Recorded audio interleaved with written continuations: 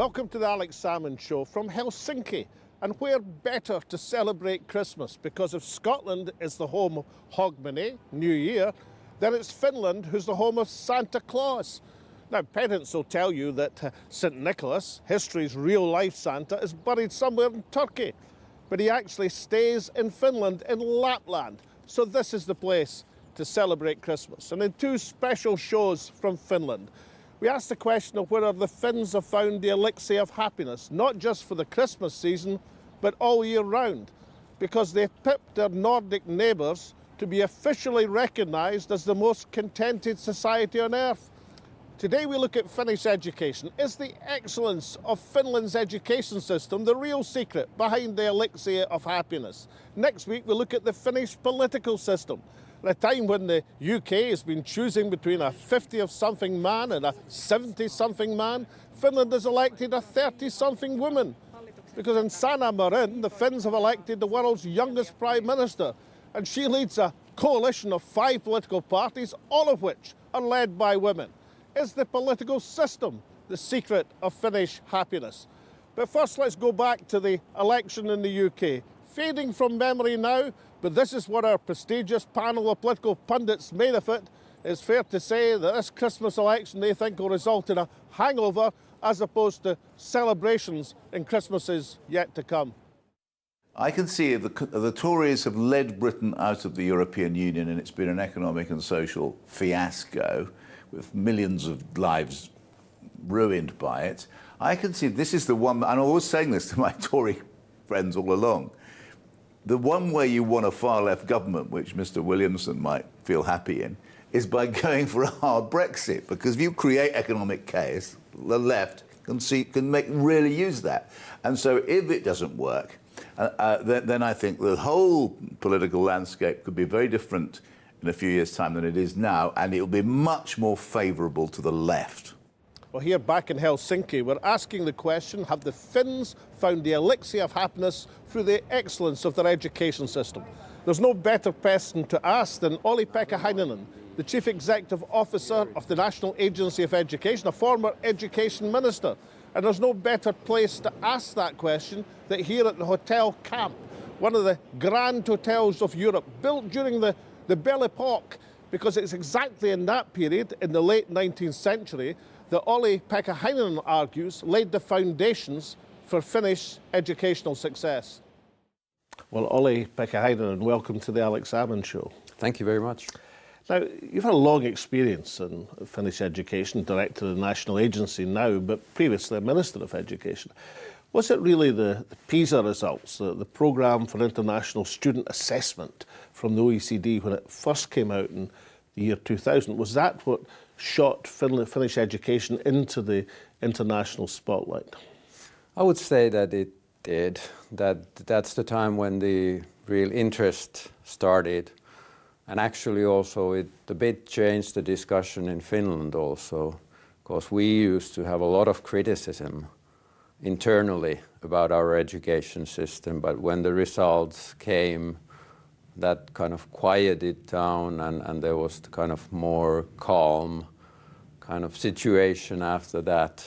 So it really changed a lot of things. And it must have instilled quite a bit of pride in Finland, a bit like Lassi Viren winning a gold medal when Finnish education was top of the class.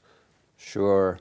And I think that is something that has kind of longer roots, the kind of proudness about our education system, because it's kind of bound to the Finnish DNA, that it comes from kind of 150 years ago when Finland was actually a very poor country. And when first the ideas about Finland one day being an independent nation started. And then there was the idea that what's the best way for Finland to be a nation among nations? And the answer was that if we can raise the kind of cultural and linguistic skills level of the whole population, that is the best way for us to become independent.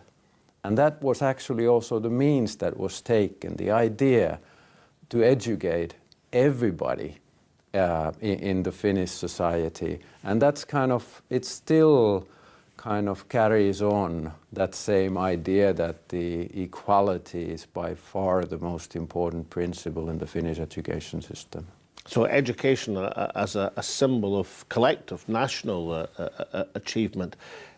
When we see surveys showing not just that Finland is top or near the top of the class for education, but also is one of the happiest countries on earth, perhaps the happiest country on earth, how much of that do you think is Finnish pride in education or parents' security that their children are going to get a decent education? So does education contribute to the Finnish sense of self-esteem? I would say it does. That in international comparisons, there are 3 areas where Finland is doing well. One of them being education, the human capital. Another one being the kind of security of the society, the kind of stableness. And the third one being equality, whether it's kind of gender equality or other aspects of equality. And I think these 3, they kind of feed each other, and they also create another component which is central, and that's trust. That the Finnish society is a trust society. And it's possible because there is equality in the society, and equality comes through the equal education system, and those are the reasons that create the stability in the society. So it's a kind of a virtuous circle happening there. Finland, in terms of achieving its educational excellence, sort of kicks against the accepted wisdom. Finnish students go to school later in life, not until they're 7. They go to school later in the day and have a shorter school day than the international average. Finnish students have less homework. So it seems the very opposite of the other countries which score highly in the PISA rankings, the Far Eastern countries which have a very intensive schooling with very hard work, lots of homework, a drive for excellence. How can Finland achieve what it does, counterfactual, going against the grain of working harder, studying more? How does that work? We want our children to have a life, that they have other aspects in their life than only going to school, and that understanding that the well-being and learning are strongly connected. That if there's no well-being, there's no learning. If the breakfast is not eaten in the morning, the learning won't happen. And that also kind of is connected to the idea that you have time for your family, you have time to your friends, you have time to hobbies, that it's a kind of a more holistic way of looking what kind of growing into humanity in practice means. Now, Ollie, there's no disputing Finnish excellence, but there must be faults still in the education system, and there's always room for improvement. Mm-hmm. What would you identify as the areas where Finland wants to drive forward to achieve even more? One thing that needs to change is that in Finland, the teacher, which is kind of a very, very central strength in our system, the teacher profession is a very kind of individualistic profession in Finland. That teachers do their job and work and develop alone. And that we must change. We must get the kind of teachers collaborate much, much more together to create the school community that supports the learning in order to kind of maintain the equality in our system. The schools and the teachers, they need more support structures and mechanisms that we have had earlier. When the change is faster, it means that there's a danger that the kind of cards will be dealt again, and that some will get good cards and some others will get bad cards. And we don't want that to happen. We want to make sure that no matter which school a family lives close to, the closest school is a good school. And how about higher education or further education? I mean, by international standards, developed countries, the number of Finns going to university is, what, 45% or so, which is lower than many countries. Yes. Is that a strength or a weakness? Does that mean you're emphasising vocational education, or does it just mean that Finns want to get out into the world and the workplace as opposed to spending time at university? The thing we are very happy with is that vocational education in Finland is actually very popular. That it's kind of half and half that go to the general secondary and half go to the vocational side, and that's a good thing. But we're seeing that the changes in the working life in the future will mean that we have to increase the percentage of people going to the tertiary level, to the university level, and that's what we are aiming at, to increase those percentages. And at the same time, we must also make changes how the learning in the university sector is happening, that there's clearly a need there also to kind of combine academic and the kind of practical side, the kind of theory practice, kind of involvement and reflection in a much, much stronger way. How easy is it to translate Finnish education to another society? Is that possible, or really should people remember that Finnish education is a product of Finland, as well as being a good education system in itself? We don't see that we have the secret of education. We are faced with the same challenges that other nations are. We have a good starting point, but the challenges for futures are kind of similar. And for that reason, we are very committed to international cooperation and development work together with other nations. And I think we can all learn with that kind of an approach. Now, Ollie, parents across the world watching this programme, worried about how their children are going to do, anxious to see their children do well at school and excel. And I suppose normally they would say, well, work harder, hire a tutor, make sure you do your homework. And then the Finnish example seems to point in the opposite direction. Is there any message you can have to parents across the world as they fret about the future? Is it moved to Finland, or is there something else you could say to give comfort to anxious parents wanting their children to do the best they can? Well, from the Finnish experiences, I think two things that I would like to say. The first one being that the best thing a parent can do is to be interested in the child's life and learning. And the second one is the thing that we value in Finland, that make sure that we're not kind of stressing our children too much. It's not only that you kind of learn things, but it's also the ability for you that what you can do with what you learned. And there we come to the question again with the well-being, that the child's satisfaction in life is also there, because that's really where the kind of inner motivations to learn new things in the future and kind of prosper in life actually comes from. It does not happen if you're too stressed too young. Now, in order to celebrate the success of Finnish education, I brought with me the Alex Salmond Quaich. Now, you probably know the drill. Whiskey or other lesser alcoholic substances, but if it's alcoholic, only Scotch whiskey, nothing else works. And then pass it round all your friends and toast the new year in Finnish education. Thank you so much. Now, coming up after the break, we answer the question on whether Finnish excellence in education has been built on the early years or on lifelong continuing education. Join us then.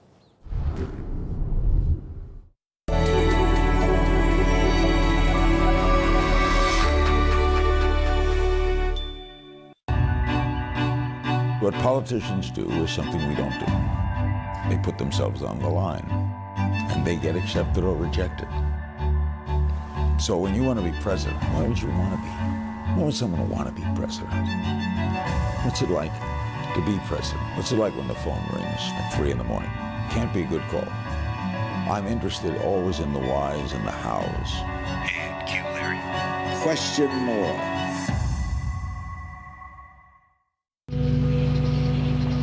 I just seen, like the room light up and the sound pop, My name is Jerome Morgan. I was sentenced to die in prison by the expiration of my life. The case did grab some media attention. I mean, it's a shooting in a 16-year-old's Sweet 16 birthday party, so I think the police just felt a lot of pressure to close the case. Oh, like 40 years of life just stunned me, man. It's like I couldn't believe that was happening. I mean, I testified that Jerome wasn't the shooter. I was basically an eyewitness that Jerome wasn't the shooter because I was standing right next to him. I mean, because you got to keep in mind, he went to jail. He was 16, 17 years old, so. I just couldn't believe it. My days and night was just wonder, just being a dream, a nightmare. Hopefully, one morning they just called and said, Jerome Morgan, you gotta go. We found out the truth.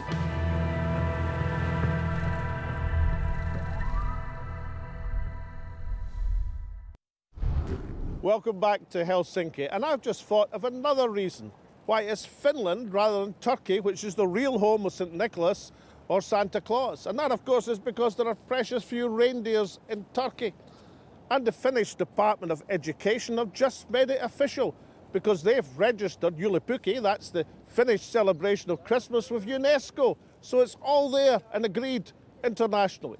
And it is education that has led the way in Finnish social services. Is that the real reason for Finland being the happiest country on earth? We look first at early education and then continuing education through life. Now, Annalie Raudianen, you're head of innovation at the National Board for Education in Finland. Finnish education is doing spectacularly well by PISA standards, by international measurement. Now, a number of paradoxes. One of them is that Finnish children spend less time at school.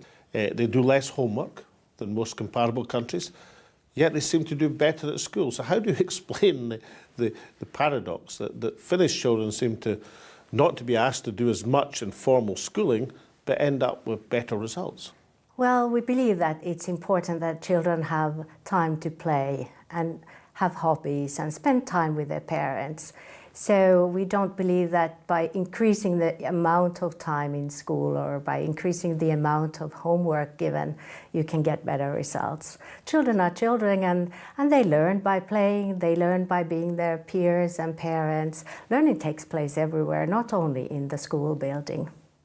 Now, formal education starts at the age of 7 in Finland, again later than many other countries. But there's a lot of work goes into child development before that. I'm particularly interested in baby boxes, which is a long-standing policy in Finland, recently copied by Scotland. So how is that part of a continuing strand of child development? I think Finland has supported families very well. In the child box there is always a book, for example, which creates a positive atmosphere for the parents to read to the child since the very beginning. And I think the benefits that we have in the society are excellent. Now, child box, for our international audience, so this is almost like a cot that's given to each family when they have a child, and it has some goodies in it, things that are useful for bringing up babies. How long-standing is that policy in Finland? Since 1930s. So you'd think with all these advantages and encouragement for having children, all these child-centred policies, that the Finnish birth rate would be a bit higher than other countries, but it's actually a bit lower than comparable countries. Can you explain that paradox? Yeah, we've been discussing this a lot in the society during the past year, and I don't think we know the answer, but when you talk to young adults, nowadays. They look at the world and their own life differently.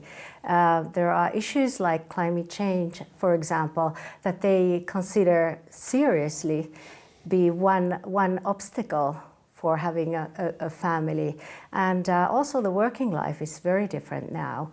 My generation, for example, we knew that when we had education in Finland, we were guaranteed to have a job.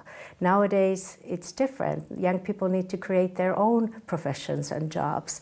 So all these things seem to be the factors in their mind today, why they are hesitant of having children. And is it the objective of government policy to increase the Finnish birth rate? And has the national agency been discussing how education innovation might help with that?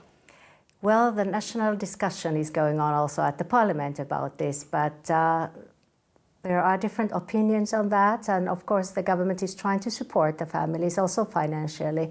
And there is a discussion that maybe we should have a 2-year pre-primary education instead of having 1 year pre-primary education. So this will be looked into now during this government term, and some experiments will begin.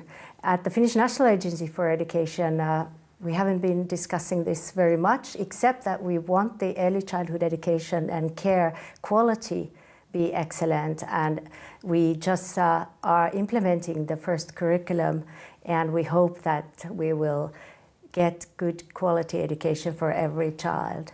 So it's almost 20 years since the PISA, the first PISA, the OECD International Comparator Study was released. When it was released, was that a surprise for Finnish educationalists like yourself, or did you just think, well, that confirms what we knew all along? It was a surprise. I was attending an international education network in the United States at the time when the first results came out, and all the delegates, including us Finnish, said that this must be a mistake. And so we were very astonished. We didn't really think much of it, but we don't learn for PISA, we learn for life. But since then, we've been very fortunate to have good learning outcomes. And now looking to the future, as head of the innovation unit, what would be, could you put your finger on one aspect of innovation where you think that's going to be our next breakthrough, where we're going to lead the field in Finnish education? This is a hard question, but if we don't ask the students what they would like the education system or learning or school be like, then we're missing some innovations that we could build on. Annalena, thank you so much for giving us that insight. And in order to toast the continuing success of Finnish education, can I present you with the Alex Salmond Quake? It's whisky, only Scotch, in the quake, and then passed round your fellow educationalists. Thank you very much. I appreciate it. Thank you. Thank you. I'm now delighted to be joined by one of Finland's leading educationalists, Professor Ylja Ingström. Professor Ingström, well, of course, in days gone by, Scotland was widely seen to have the leading educational system in the world, and that reputation continued long after perhaps evidence suggested that it was slipping back. Are you worried that the same thing might happen to Finland? It is actually happening to some extent, and I think, yeah, it is a concern. It is even a reason to worry about, because it has to do, especially the greatest strength of the Finnish school system is literacy, basically. We have always been a very literate country for various historical reasons, including the fact that we have been a rather monocultural society in which the Protestant church has had a very dominant position, and the church required that people should be able to read even to get married. Well, in that sense, some similarities with Scotland, of course. Yes, yes. So in terms of the Finnish approach now, that if we take an analogy with the great philanthropist Andrew Carnegie, who's building libraries across the world to give the working classes of the turn of the 19th and 20th century access to learning. Do Finnish education now stress the ability of students to access through modern technology the the information that they need. Is that what is meant by literacy in the modern age? I'm glad that you took up the example of libraries. You know, Finland has the densest public library network in the world, and every municipality has at least one library, if not more. So it's not only the school system as such, but it's the way these services that promote human capabilities form a kind of an interlinked network of infrastructure and services. And this is too often taken for granted here. If a Finn goes abroad, it realizes that it's very difficult to find a public library, and maybe even more difficult to get access to books if you get to the library. And does that partly explain the apparent paradox that Finnish education has excelled internationally, despite the fact that Finnish pupils spend less time at school, have less homework, and seem to be under a much less pressurised environment than many of their contemporaries, for example, in the Far Eastern countries, who spend perhaps twice as long at school and have several times as much homework? Does the reading outside the school environment, is that part of the explanation for Finnish success? Absolutely. I think part of the explanation is that we have not too much of schooling. Finnish society puts a pretty heavy emphasis on kids' self-determination and even play. The idea is that they have to find their own way, and they have to find their own way to flourish, and that it's not just a single road measurable with grades and so on. So we don't have any national tests. We don't even have any inspections in the schools. Schools are very autonomous in this sense. Of course, that's possible because also the teachers are very highly educated. They all have master's degrees, and they are pretty proud professionals. This means that they make the decisions together with the parents and kids. My youngest son is 14, and before this interview, he told me, tell them one thing. It's that here they trust us. We call our teachers by the first name, and the idea of taking kids seriously as partners in learning. And teachers, of course, have a much longer relationship with students in Finland, encompassing several years, as opposed to just a teacher for an individual subject for a period for 1 year. The teachers seem to have a much more developed relationship with their students. That's true. If you're lucky, the first 6 years of comprehensive school, you have one single teacher. This means that there is continuity. The relationship between the teacher and the students becomes much more, let's say, reciprocal. In many schools, the students already in lower primary grades, they feel that they own the school. This is our workplace. We move here as we want. We are not here to be disciplined. So I think that's a kind of a secret strength. You can't make people learn. They have to find their own way. Professor, thank you very much. Well, here at the Christmas market in Helsinki, there's more than enough contentment to go round. But Finns seem to have learned the secret, not just of being merry at Christmas, but being merry all year. They say that Finns don't like cutthroat competition, don't like being first in anything.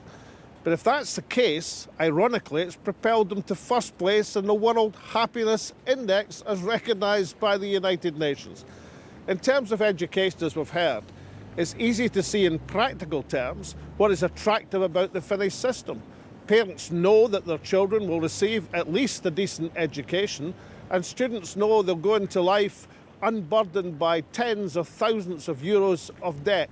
That's reason enough for contentment. But of course, education, as we've also heard, is deeply imbued in the Finnish national consciousness. Being excellent in education is an accolade for the whole country. Next week, we'll look at the Finnish social and political model. Has that also bred contentment? So until you join us then, it's Merry Christmas and a Happy New Year from Helsinki.